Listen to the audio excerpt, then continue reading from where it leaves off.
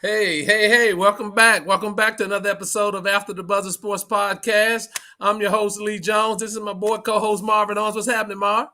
What's good, man? What's good? I'm asleep over here. You know what I mean? I'm asleep over here, but I'm good. Oh yeah, we gonna get into that. We can been a rock with that. A great game yesterday. Hey man, this it's good to be back after a week off, man. Got over a little sickness, but I'm ready to go, man. I'm ready to go, and I know I needed my energy to talk to you today. So we gonna knock this thing out the box. We got a lot of great topics for you guys today, man. We're gonna talk about both of those gold medal games: the men's game, the women's game against France. Want to get you guys' thoughts. What are your thoughts about them? Marvin, I want you to tell me what you think about it. NBA, WNBA play versus international play. That's the hot topic right now. Should the 49ers trade Brandon Aiyuk? How is that relationship going? What are your thoughts about where they're at with Aiyuk and the 49ers? I got my inside thoughts on it, but I definitely want to get yours, Marv. Thoughts on what's going on between CeeDee Lamb and the Cowboys right now? I know you being the biggest Cowboy hater. I'm sure you have some thoughts about CD and the Cowboys. I want to get your thoughts about that. Which quarterback is under the most pressure to win this year? Quarterbacks, most pressure to win this year. I want to get your thoughts on that, Marv. Another topic that you love to talk about. There have been some other accusations against the University of Colorado, accusations against the University of Colorado. Marv, I want to get your thoughts about that and how you think that's going to play on the season. And then finally, want to see who's your choice for Rookie of the Year. Some great choices. Jalen Daniels, Caleb Williams, Bo Nix, Marvin Harrison Jr. Who's your thoughts on who's going to be the Rookie of the Year? So we got a lot of hot topics. As usual, guys, please like, subscribe, comment on the show. We definitely want this to be interactive, so send us your comments in. We definitely want to get you into the mix with these topics. And also, tell a friend to subscribe so we can get these subscriptions up. So let's jump right into it. Let's start with the game yesterday. The men versus USA versus France, Marv. Great game. All-time classic. The U.S. squeaked by. And give me your thoughts, Marv, on the game in general, but then the bigger picture on basketball in itself. WNBA, NBA versus the international play, because we saw a totally different brand of basketball over the last 2 days in the women's and the men's game. And I want to get your thoughts on them, Marv. What you thought about the win by the USA and the game going forward? I mean, it was a hell of a win. I'm gonna start first, though. I'm gonna preface this by saying I got to give you your props for calling the USA to win the gold medal. A good call on that. And I'm also give you some props about another player we'll probably talk about a little bit, but Booker. I think that he was an unsung hero. A guy that great basketball. It was mano a mano. It was guys getting put in pick and rolls and manning up, and it was physical. But I think that you saw the depth of the United States ultimately kind of win out in this, and I think that was the difference between them winning the gold medal and not winning it. Right, the Serbia game was what I thought it was going to be, and I actually thought that was the game that I had marked that they might lose, just because Serbia played a much more physical brand of basketball, and the NBA has got away from physical play. The international rules, if a lot of you haven't followed, it's a much more physical game, and you have a lot of bigs that are really skilled that can put you in positions that are really detrimental to you if you're not used to playing that way. So I thought that was a game that might catch them, and it almost did. Serbia played a hell of a game. But again, the USA's depth kind of showed its way with Kevin Durant making some big shots. Steph finally kind of finding, his range, and they don't win the gold medal without Steph. Let's all just kind of be real about that. LeBron, what he's doing at 39 years old, man, it's crazy. I don't care if it's international play. I don't care if it's the rec league. At 39 years old, the level that he's playing. And I agree with you now. Before, when you said he could play till he's about 44, 45 and play point guard, I think you saw a little bit of that in the Olympics, picking his spots.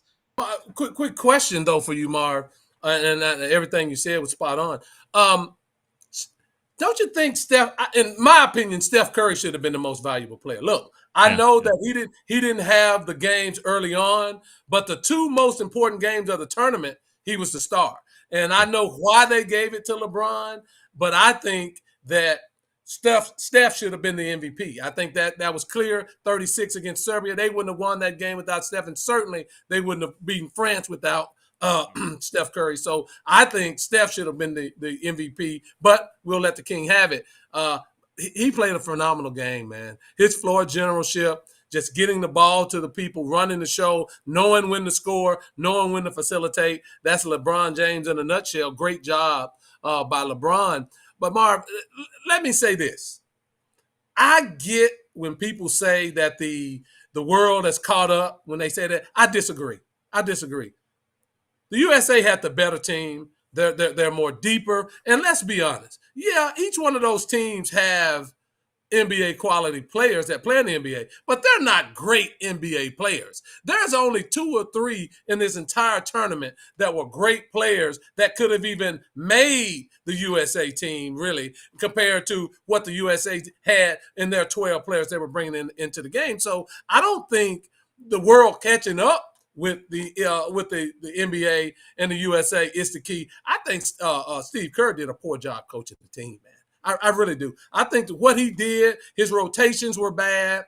The defensive intensity was off literally the whole tournament, really. They had to dig deep to beat Serbia defensively. And there again with France, the defense wasn't there. I thought they should have played Joel Embiid a little bit more, Mar, because they couldn't stop Joel. Now, Joel gives up a little bit defensively for the USA, but you needed him in there because they couldn't stop Joel. It's just the rotations and how he was mixing the plays. I didn't like it at all. So I just think, for a nutshell, to get adjusted and ramp up, but then their talent ultimately caught up with you defensively. But again, let me give a shout out to Booker, give a shout out to Drew Holiday. I think Derek White. I think you saw why they wanted him as another piece to this team. Those guys ended up playing really, really integral parts. When Serbia kind of, was going on their run, Devin Booker started picking up full court. Drew started getting into those guards a little bit. You knew Serbia couldn't continue to shoot the ball as well as they did in the first half, but that's what defensive pressure will do to you. Now, if the USA didn't ramp it up and they weren't able to ramp it up, those are still professionals. They would have hit those shots in the second half. Let's not be mistaken. But when you start getting that pressure, and you ramp it up a little bit like Booker and Holiday, they started pressing those guards a little bit. Those pick and pops that they were running earlier on, that they were kind of, going under the screen, they were getting over the screen. So you saw the intensity ramp up that allowed the United States. Anthony Edwards played well defensively. So I think the rest of the world has caught up a bit because you have a lot more talent in terms of the talent pool internationally, but the depth again, I think you spoke to this, like the depth is just something that most other countries can't deal with. But when you get FIBA involved and you get the more physical nature, and the NBA has changed so much in the way that you play, and we all know that it's really hard to put a lot of superstars together in a short period of time and get them all to kind of put the egos aside and to play a game that's conducive to being able to compete against these teams that have been playing together for a long time, right? So I think that there's a little bit of element with that. And also they're just better. They're better at the free flow game internationally, or they have been. We've caught up to that because the NBA has changed. But I think that you saw that was a microcosm of what you saw against Serbia and against France. The France game never should have got to where it was. I think that's what you were talking about with Kerr. I think it was his fault that France got back in the game. Some of the things that he did in that second half of that game, you an NBA coach, I can't understand what you're doing. But France never should have got that close. But again, you saw why USA basketball is the epitome of basketball. You saw what Steph Curry did, and it's really strange, not strange, but to watch the old heads, right? KD and LeBron and Steph. Yeah, the old heads are who you needed to get you to where you needed to be, because the young bucks weren't quite there. So I agree with everything you said. I think that they've caught up a bit, but man, that depth, it gets you in the second half. You could see where it started to grind on Serbia and especially France a little bit in that second half. Ray Blackwell said the dream team would have crushed France. And I know it's hypothetical and it's across it, but what are your thoughts about his comments? Because I actually agree with him. I think the dream this is the thing I will say about the Patrick Ewing. You had Charles Barkley, and then you had three of them really, in Jordan, Pippen, and Drexler that could guard. And so that physical nature that we saw against the United States with Serbia, they would have loved that. Barkley would have been elbowing people and knocking people out the air. It's just that the way the NBA players' minds are conditioned, Marv, not. It takes them a while. You look at them looking around and looking at the referees, and we'll get to the women's game, and they did a lot of that too, trying to get called. You're not going to get it. They're going to let them play physical. So I agree with Ray Blackwell that the Dream Team would have crossed. And what are your thoughts?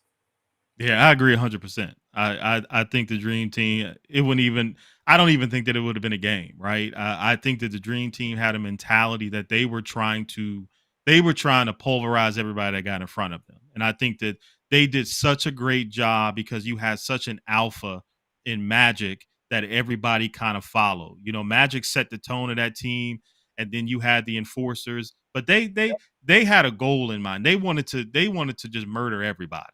And that's pretty much what this team is. Like you said, it's a different mentality. It's a different makeup.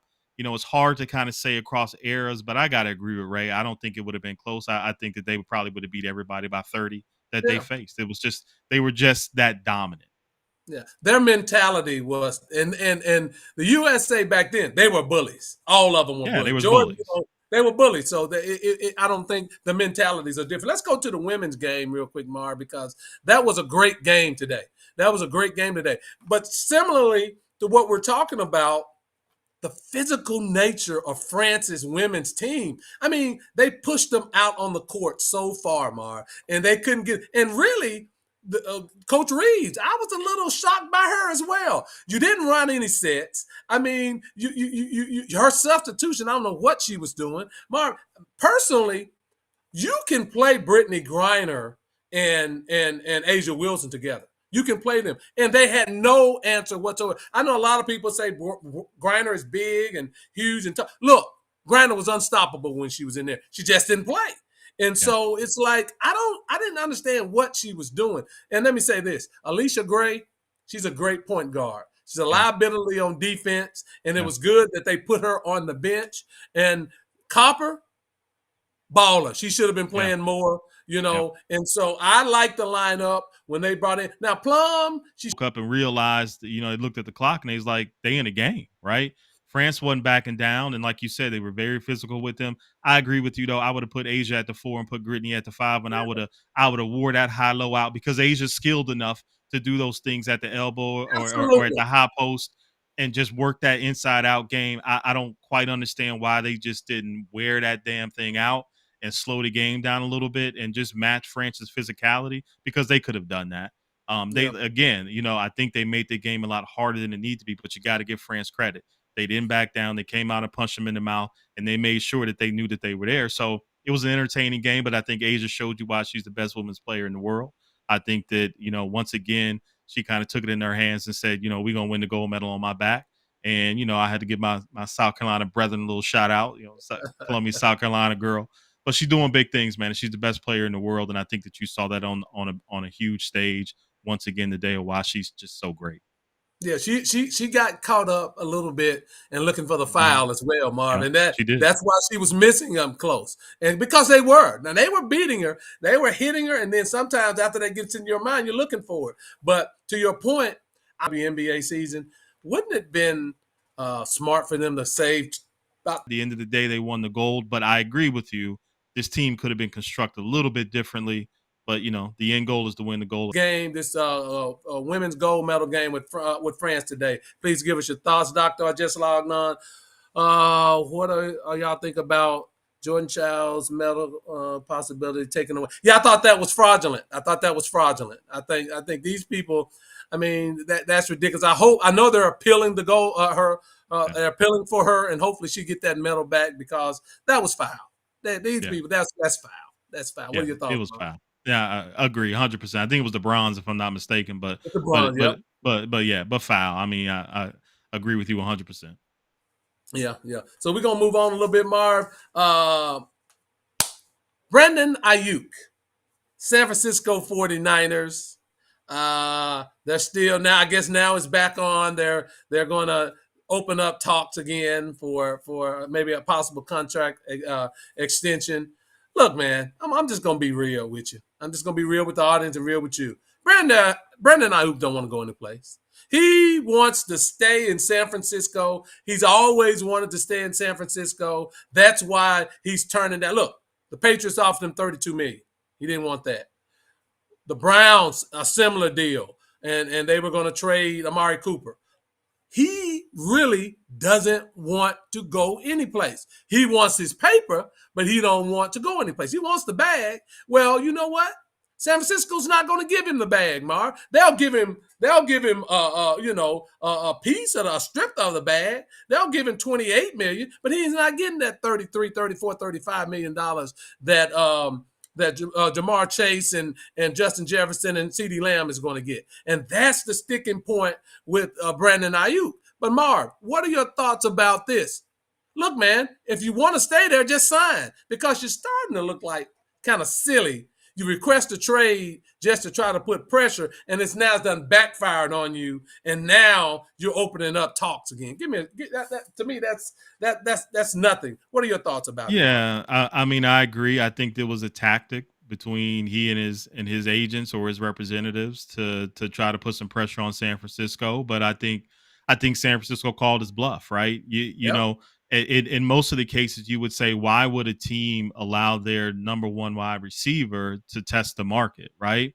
Because I think that San Francisco knew what the market was, and I think that they knew, who could really offer him the type of money that he was looking for. But let's be real. Yes, New England offered him $32 million, but do you want to go into a rebuild situation? Do you want to go into a situation where you have Drake May as your starting quarterback as a rookie, and you're in a rebuild, but you're making your money, but you're not going to win? That's number one. You go to Cleveland. Do you want to go to Cleveland with Deshaun Watson, with the quarterback situation the way that it is at this point? Now after this year, their quarterback situation might be dicey. You're going into year 3 of Deshaun Watson area, and he's only started 12 games for Cleveland. So is that really appealing to you? So I think what San Francisco did was call his bluff. Go test the market. You're going to be right back here, and we're going to give you what we said we was going to give you, and you're going to sit your ass here, and you're going to play for San Francisco, and you're going to compete for another championship. I think that San Francisco played this beautifully. They said, go test the market, because you're going to be right back here. And the reason why he hadn't signed is because he don't want to go to those places, just as you said. And nobody want. And, they're talking about Steelers. The Steelers are trying to offer him, but the Steelers, I think the overall money the Steelers were offering is lower than what San Francisco's going to give them. So you really out of choices. They back to negotiations. I suspect that you'll see him sign with San Francisco here pretty soon. This is all a lot of smoke, but you got to give San Francisco props. They called his bluff. Go test the market, dog. But you'll be right back here, which is where he is. Yeah, they drafted 2 receivers in the draft, Marv. This last week, they signed 2 more receivers, and Brandon Aiyuk is walking around in street clothes, and he's seeing all these new receivers come come to practice, and he's like, wow, they don't love me. Well, they've told you, look, we want you back at this price. This is what we want you at. Now, if you don't want it, you can test the market.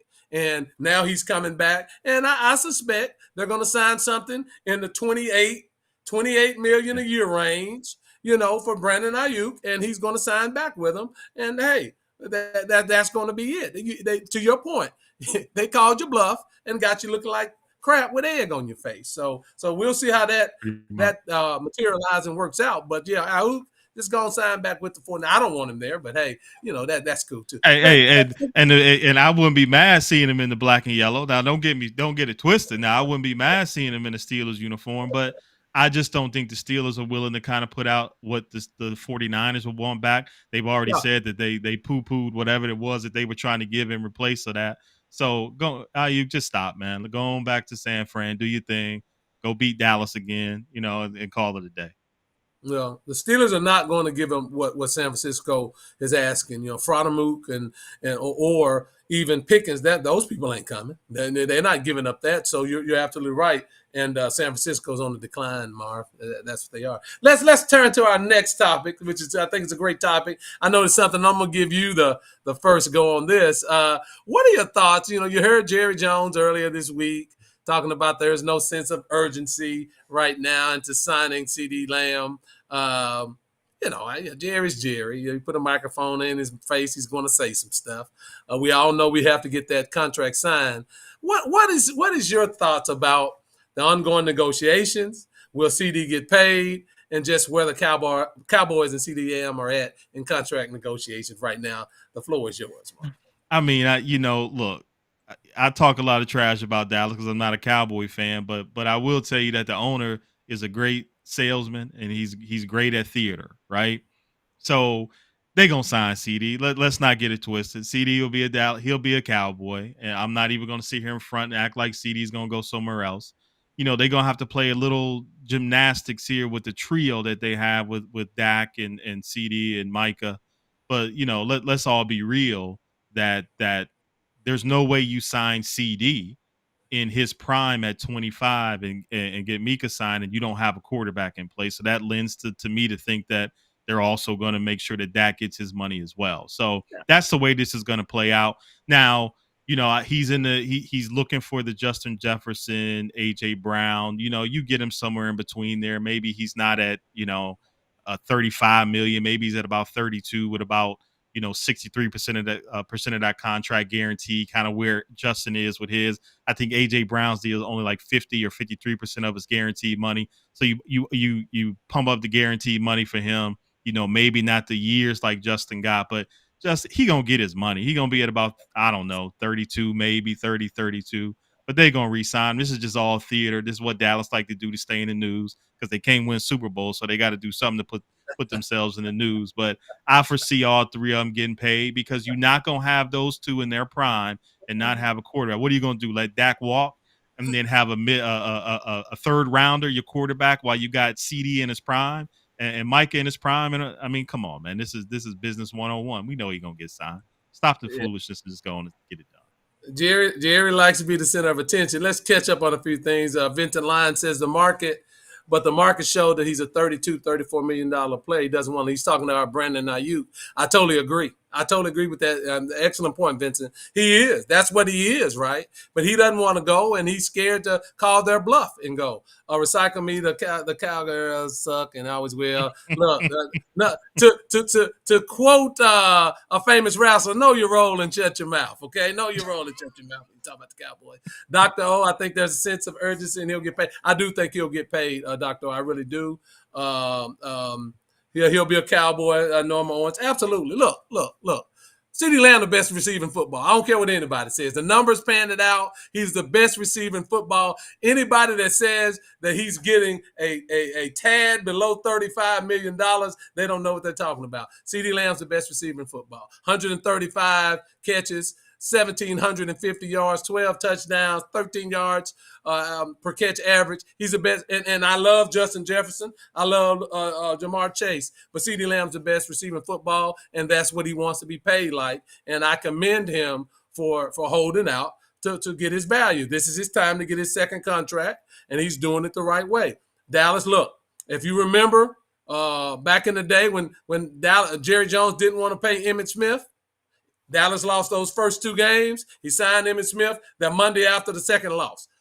CD, hold your ground. You're going to be all right. You're going to get paid. And to your point, Mark, very good point. Hey, you cannot have Dak Prescott out there without CeeDee Lamb, and vice versa, to be honest with you. And so it's inevitable. Jerry just being Jerry. When it comes time, and look, we still have almost a month before they kick it off, right? Posturing right now. A couple other things, Dr. Now Lee, they better do something with all these players. They're going to do something. And I'm a Cowboy hater, but I also like to kind of keep it real too when it comes to CeeDee Lamb. Now, you know how I feel about Dak. I think Dak is overpaid, and I don't think his value is worth what he's supposed to get paid, but whatever. But with CD, I mean, when he come in, Lee, 2020, I think that's when he got drafted. I think every year his production is increased. I don't see how you don't pay CD. I don't know if he's the best receiver in the league because I can't say that because he's a Cowboy, but he damn near close. So, and I agree with your point, man. You all three of them have to get signed. Dallas got to find a way to sign it. This is their last hurrah with Dak at quarterback and getting CD in his prime and getting him paid. This they last hurrah to kind of make something happen. So all three of them will get paid. But we'll see what happens on the back end because that's a lot. That's a salary cap Olympic gymnastics they're going to have to kind of play with trying to figure out how to fill out the rest of this roster. Everybody else doing it, Marv. Everybody else is paying people. Micah doesn't have. We got 2 years on Micah. We don't have to worry about Micah. You pay CeeDee. You pay Dak later on in the year. We find Robert Agee. Thank you for tuning in. Tyreek Hill is nowhere near the receiver that CeeDee Lamb is. Tyreek makes some splash plays, but the overall receiver, no. Tyreek Hill is not CeeDee Lamb. Tyreek a Super Bowl champion. Okay, we're gonna give him that. He ain't a Super Bowl champion with Miami, but he's a Super Bowl champion. But he's not better than can't take it away.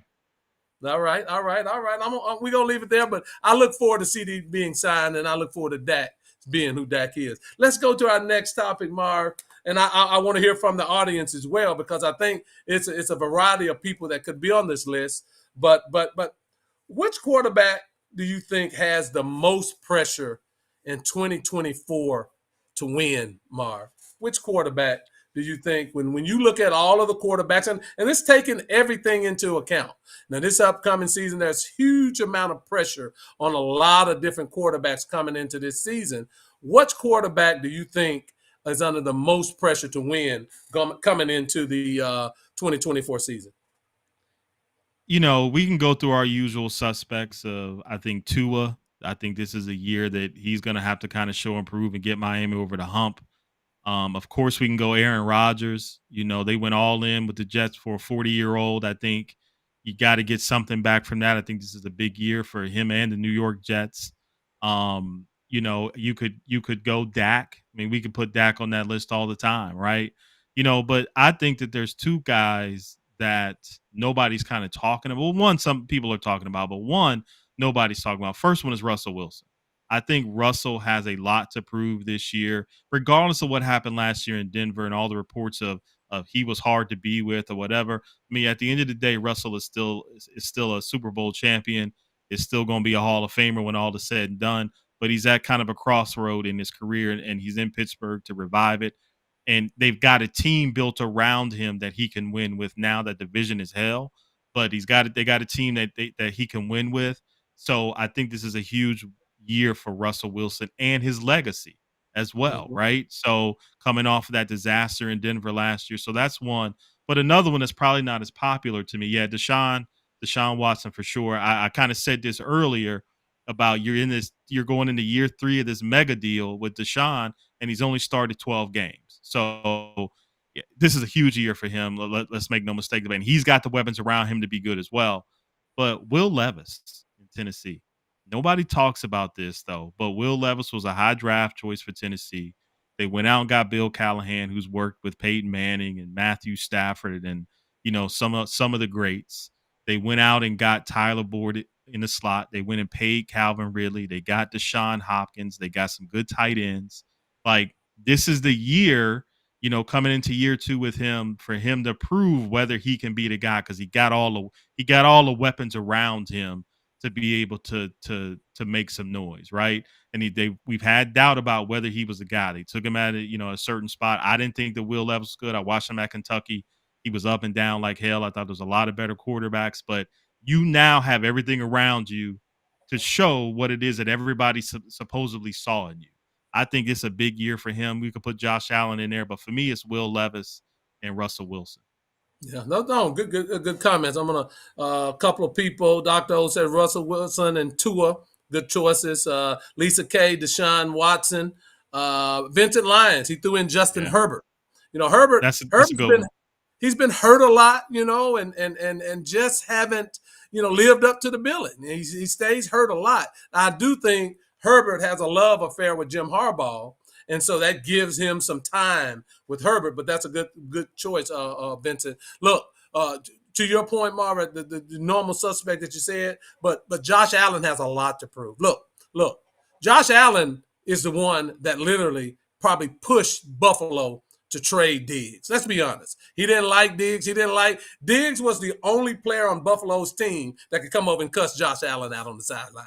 Nobody said anything to him. He was in Josh Allen's face all the time. And so he got Josh Allen. Well, now the management did it, but I guarantee you Josh Allen gave his stamp of approval to get him out of there. And so now you got Keon Coleman from Florida State. They better win and they better not digress. He's under a lot of pressure to prove that he's the man that all of these people say he is, right? That's one. Your point on Russell is very well taken, Mark, simply from a legacy perspective about him and where does his career go. Russell's 33, 34 years old right now. You know, you could start for Pittsburgh for 3 more years because Pittsburgh has a very good team around him. If you come through this year, they'll extend you for 2 or 3 years and your career will continue, or you might be in the broadcast booth next year.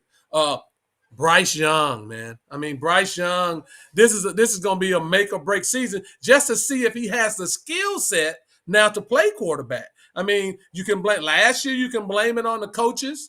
But, Bryce, you got to come back and show us you're not a peewee quarterback. Good Lord.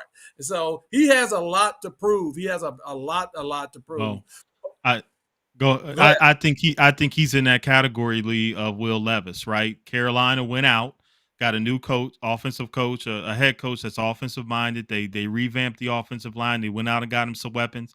You know, Bryce a Bama boy, and I'm always gonna love my Bama boys, but I agree with you.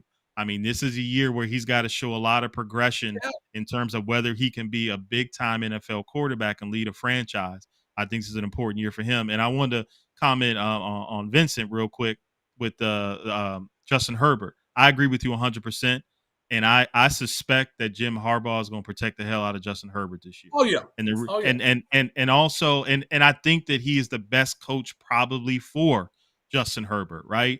And there's a pick that they made that I think is very underrated, but people are going to show, and I think it might help Justin Herbert a lot. The Lad McConkey out of Georgia. A lot of people don't know that name, but slot receiver. Slot receiver. The kid is really, really polished as a route runner. He's sneaky fast. He's that Hunter Renfrow type. Might be a little bit more athletic. So I foresee Justin being a little bit better this year, but I agree with you, Vincent. Every year it's been everybody else but Justin Herbert. Now you got a Super Bowl, winning a coach. He's gonna cater to you and all the things that you want to do. So it's a big year for Justin Herbert as well. Good point, Vincent.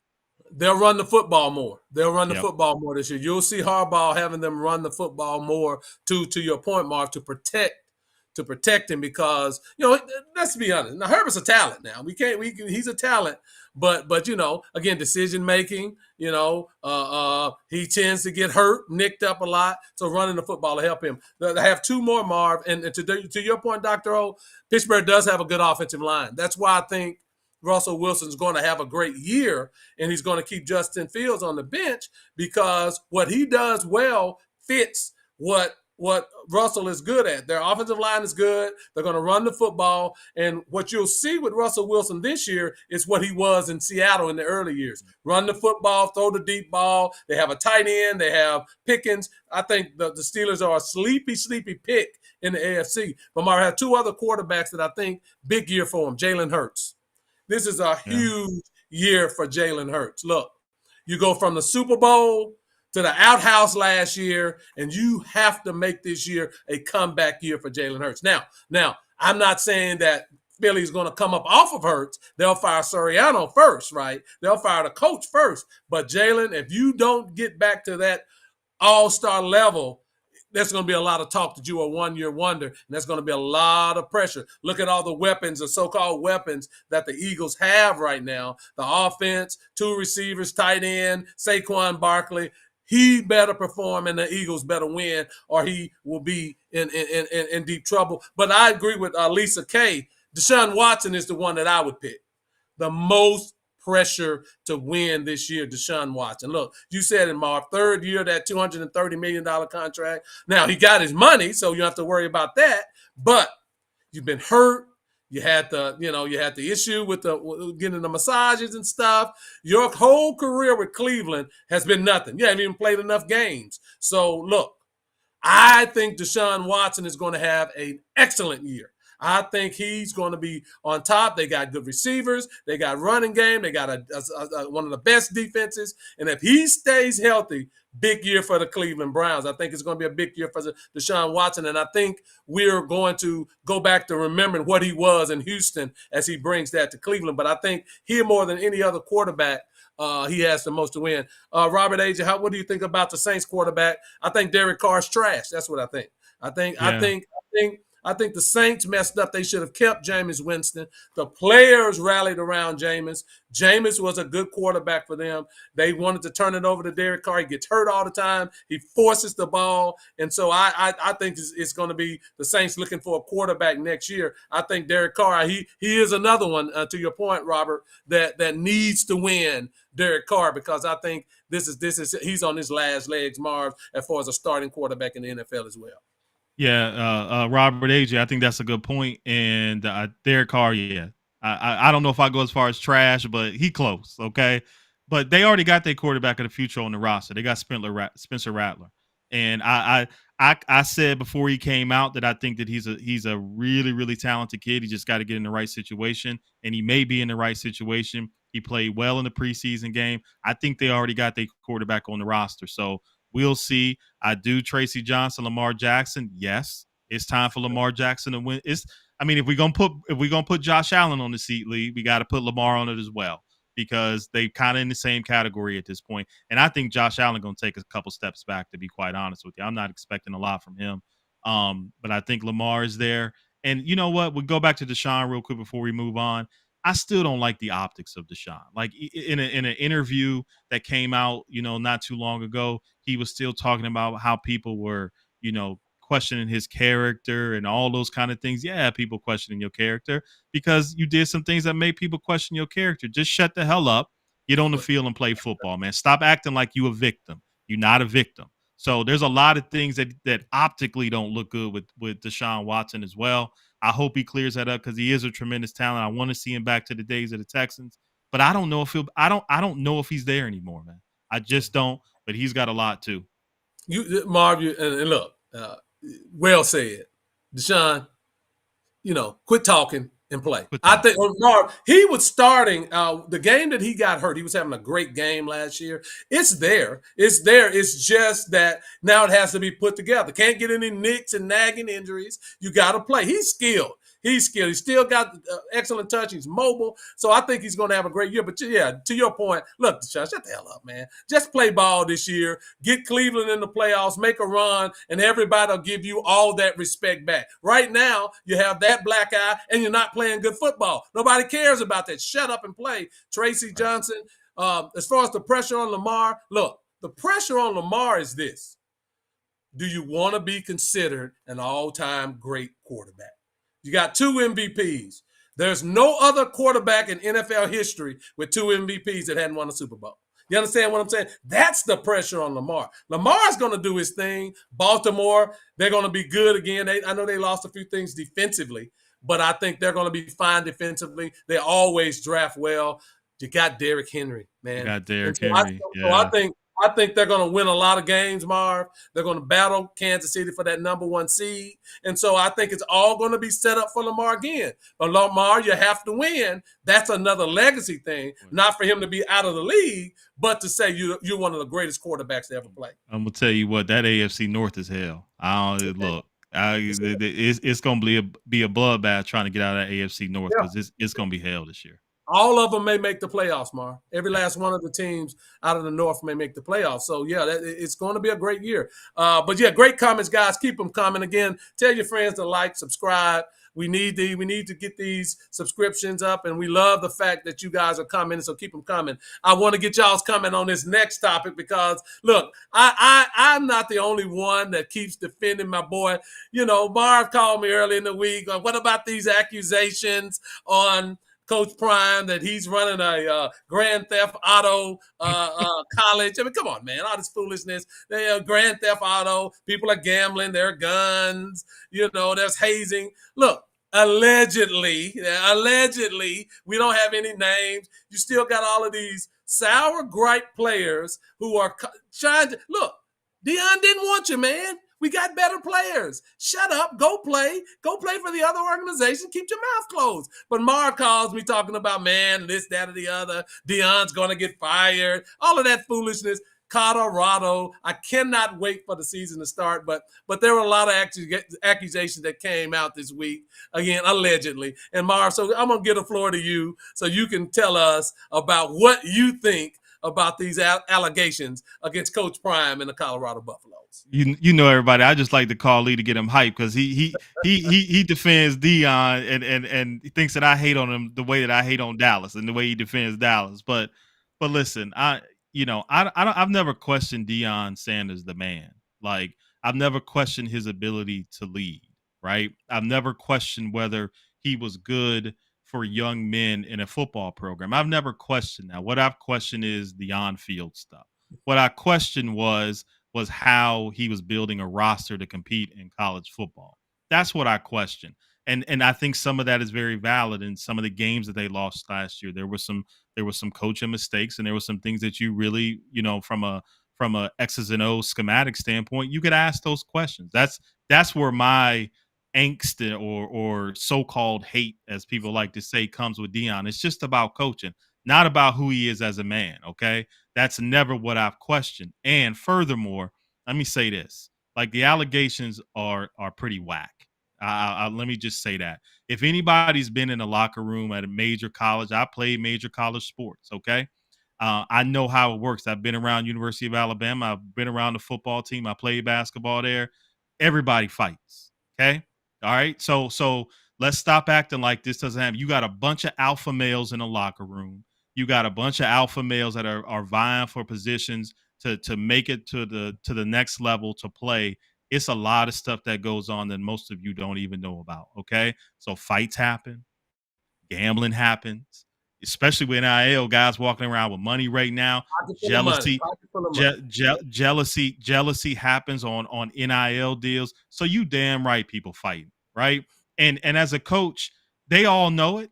And it sometimes it's a way to filter out your program. So to me, this is some BS, okay? Because anybody who's been in a damn locker room know your manhood always gonna get tested. And if you're not gonna stand up, then you're gonna be one of the ones that's gonna get bullied and put out. That's just the way it goes in major college sports and in locker rooms. And if you've never been in one, then be quiet, because I'm telling you, that's the way that it goes, okay? So all these allegations about Deion and all this stuff, keep it to the football field. Keep it to wins and losses. Let's keep it to his ability to coach, which I question that. But I don't question him as a man, his ability to lead young men or be a good role model for young men. Mine is strictly about football. But all this stuff is mess. But nobody was questioning Urban Meyer when he had people killing. When he had all the stuff going on at Florida. You never heard about that. Nobody questioned Lou Holtz. I can go down a whole list of stuff that happened at South Carolina. I can call out a whole bunch of coaches that you never heard nothing about their character, but you talking about somebody fighting in the locker room, and that stuff happened every damn day on a college campus with major college sports. Absolutely. That Florida team with Urban Meyer, Marv, they had 33 players arrested. 33 on that team arrested. Dr. O, now Lee, rumors usually have some underlying truth, not all, but some. Now, look. I'm not saying that players weren't gambling. I think that could easily happen, but they wasn't gambling in the sight of the coaches and think that's going to happen. I think players may have gotten in the fight similar to what Marvin says, but this is a coach, Marv, that'll throw you out if your cell phone rings in a meeting. That if your socks are not high enough in practice, he'll throw you out of practice. He's as disciplined when it comes to football as anything. So you think the same man that has that type of discipline, if you come 5 minutes early, you're late, that has that same discipline, is going to allow his players where he knows doing gambling and fighting, and hey, he's not going to allow that. So I never would believe that. That's not, to me, that's people wanting to make up things. To your X's and O's, Marv, look, that growth in every first-year coach going up to the Power 5 level, there's always going to be growth from year 1 to 2. I'll say this: better players, better scheme, much better depth for Colorado this year, 8 to 9 wins. And I guarantee you, when those 8 to 9 wins come, everything else falls in line. And all of this hate to Coach Prime, it's gonna subside, because winning cures everything. What you got for me, Marv? Eight to 9 wins is bold. They got a tough schedule. I mean, I think they'll definitely be better than they were last year. Allegedly, they got better players. You like to use allegedly, in this conversation. So I'm gonna say allegedly they got better players. They were supposed to have Louis last year, and they ended up having Target. But we'll see, we'll see. But again, I agree with you, man. People need to chill with this. Like, if you ain't never been in the locker room or been on a campus and play, and this stuff going every day. We could tell stories that people probably would be appalled by. This is business as usual in major college sports with young men in locker rooms, and this happen all the time. And I can get some people on here that would tell you the exact same thing, man. So just let it go. Let Deion do his thing. Let Deion do his thing, man. And hey, we gonna see. A lot of people are picking North Dakota State to as a possible upset of Colorado in week 1. They're gonna beat the taste out of North Dakota State. I can't wait. I can't wait. I'm not on that bandwagon. 5 touchdowns for Shedeur. Look, make sure you guys like the stream and join us and share it on your pages. Look, because we need your help in building up this page if you like the product that we're putting out. Last topic for the day before we get out of here. Marv, who is your NFL Rookie of the Year this year? There's a lot of good candidates. You got Jaden Daniels for the Redskins, had a pretty good game yesterday in his preseason. Caleb Williams, Bo Nix will start, J.J. McCarthy. Some good Marvin Harrison Jr., some great talent. Who would you choose to be the Rookie of the Year this year in the NFL? I mean, I think you named some great ones, right? Marvin Harrison would be one that would stick out to you, but it's going to be hard for me. There's 2 really that stick out for me. Caleb Williams is probably going to be the first because it's going to be hard for me to see how he doesn't put up pretty good numbers as a rookie. I mean, you got Keenan Allen that they brought over. They drafted the kid out of Washington. They got DJ Moore. They got, some really good tight ends. He's talented. I don't know, I've been on record saying that I don't know if he's what everybody else thinks he is, but we'll see. But I think he's going to have enough opportunities to be able to put himself in a conversation of rookie of the year because they've surrounded him with some really good offensive talent. Keenan Allen to catch everything that's thrown at him. So that's going to be interesting. There's another one though that I think that we might need to pay attention to by, game 3 or 4, because I think in Minnesota with J.J. McCarthy, I think they got Andy Dalton right now, who's ahead of him. I may be wrong. I'm not sure, but I think Sam Darnold. Sam Darnold. I mean, we all know Sam Darnold's not a starter in the NFL. Again, he's in a position where he's got some pretty good weapons. Great weapon with Justin Jefferson. You got the kid Addison that came out from Pitt to USC. They got some other weapons. I think he's in a position to take over that role. Probably, he's a very mature kid. I think he'll end up being a starter before all said and done. I think he could get into the conversation, but to me, it's going to be the kid in Chicago's a lose. The Washington kid, from LSU, I can't remember his name right now. Daniels. Yeah, Jaden Daniels. He's the wild card one to me. I just got to see a little bit, right? I know what he can do. The kid is talented as hell.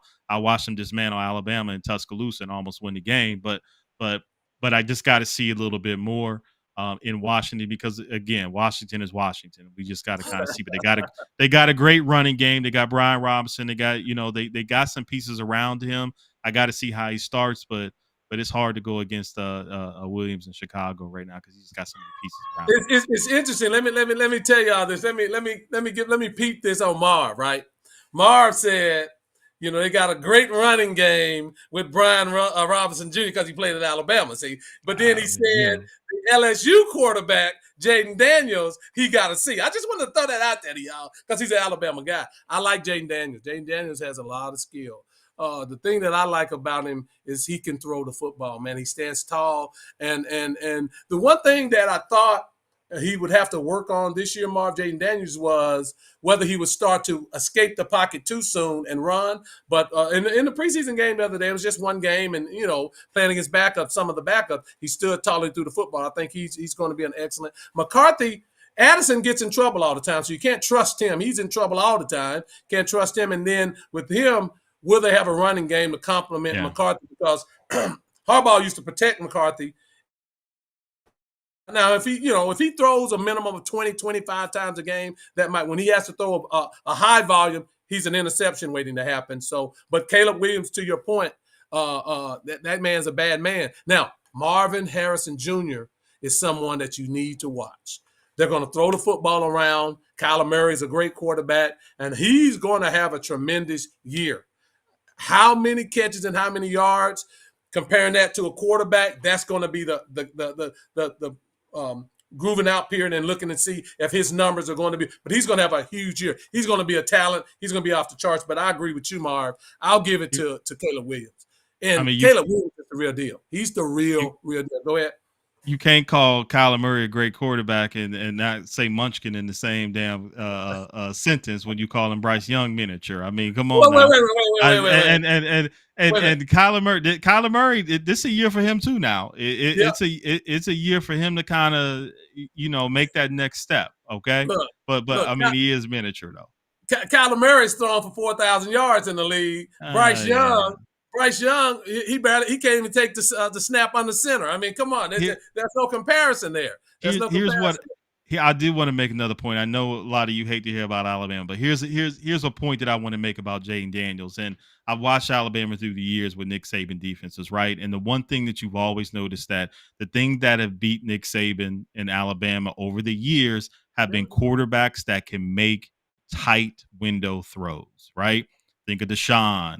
Think of Trevor Lawrence when he was making some of those passes that beat him. There's some other, Joe Burrow made with that epic game in Tuscaloosa when him and Tua was battling, some of those throws that he was making. Some of those throws I saw Jaden Daniels make against Bama last year in those windows where you couldn't do nothing with him leads me to believe that the kid is ready to really be special in the NFL. And that's the one thing I'm going to give him over Caleb Williams, because Caleb Williams was throwing in the ocean. Because, I mean, nobody was guarding nobody in the damn Pac-12. I mean, he was throwing the ball in the ocean. Those windows were super, super tight with Jaden last year. And that's what I kind of measure quarterbacks by, because I got to see it a lot with Alabama, because they make you have to make throws to beat them. And he made all of them. So it's going to be interesting. Yeah, both of them, I think, are going to have good years. I think the team around Caleb, to your point earlier, Marv, is going to get Caleb the award over Washington. I'd say Washington will be better this year, but Caleb Williams, Chicago has a very, very good young team, very good defense, receivers, tight end, running backs. They have all of it, and they've developed and rebuilt that offensive line. So I think it's Caleb. Real quick, I want to try to clean it up, baby boy. Jalen Daniels is going to roll with it. Possibly, but I think Caleb. And then Vincent Lyons. I'm a big Coach Prime fan, but he wants him basically to quit all the talking and do it on the field. Vincent's conservative. I like the talking. That's my guy, so I can't say nothing. But Vincent's conservative. I like the talking, but it's 2 weeks away. All the talking, we're gonna see it materialize before our eyes. So let's see how them Buffaloes are going to do. Marv, give us your closing thoughts for the day, man, before we get out of here. I just wanted to give a shout out to Diana Taurasi. I mean, she been my girl for a long time. She's been an ambassador for the game. Her skill level is off the charts. 6 damn gold medals. Yeah, that's just crazy, man. So and to got a DNP in the game against France, but she showed her leadership and some of the things that she did on the sidelines, and I think she was integral in them making some adjustments to win that game. So she's a GOAT. I know a lot of people don't give Diana Taurasi her flowers, or some people don't, but she's one of the best to ever do it, and I just wanted to give her a shout out because I love watching her play, and it's going to be sad when she finally decides to hang it up.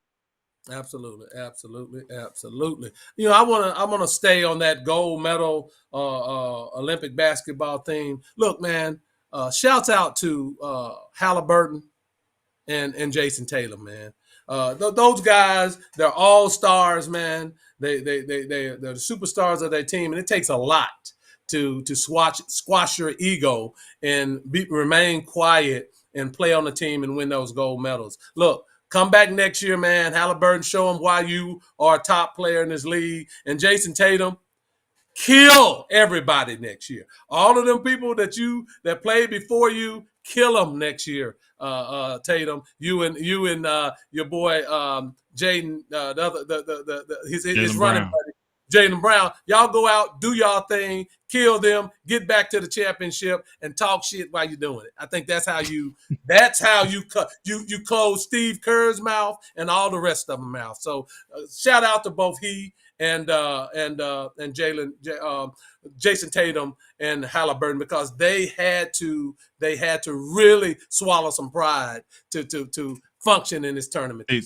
The amount of professionalism he showed was, it was spot on. I got a lot of respect for him because, there's some situations he could have played. That's a great point, Lee, but he was so professional throughout, and I'm glad he got his gold medal. And Halliburton even made a joke about it. Remember, he said, remember back in school when you the kid in the project that you didn't do nothing, but you still got an A, so he made a joke about it. But I think he was hurt. I think there's some reports out that he had a contusion. He had some stuff going on his leg, but both of them carried themselves and professional about it. So great point. Yeah. Look, hey, we came to another show. Real quick, man, the track and field, the was just great in the Olympics. Shout out to the USA 4x4 team. They just dominated the men's team. It was great. Oh man, so it was just a great Olympics for the United States. Big shout out to them, y'all. Hey, continue to watch, like, comment, subscribe. We need to get these subscriptions up, guys. So tell your friends to subscribe to the show. We appreciate your comments. The comments were great today. I'm Lee Jones. He's the Hall of Famer, Marvin Orange, man. Thank y'all for tuning in. It's been another episode of After the Buzzers. We'll see you next week.